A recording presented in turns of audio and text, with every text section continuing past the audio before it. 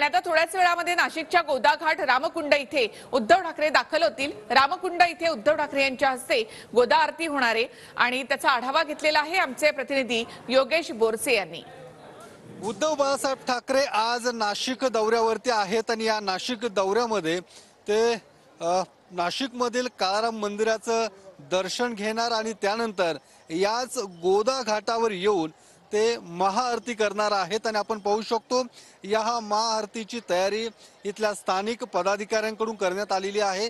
साधारणतः 6:30 ते 7च्या सुमारास उद्धव ठाकरे हे सपत्नीक या ठिकाणी येणार आणि प्रभू रामाची महाआरती करणार आहेत।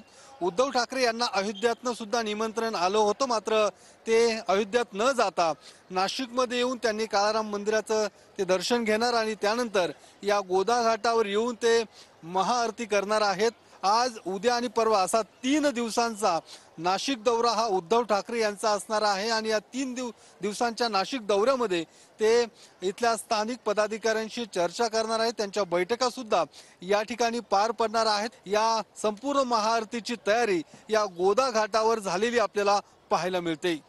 कॅमेरामन अभिजित पिसेसह योगेश बोरसे, TV9 मराठी, नाशिक।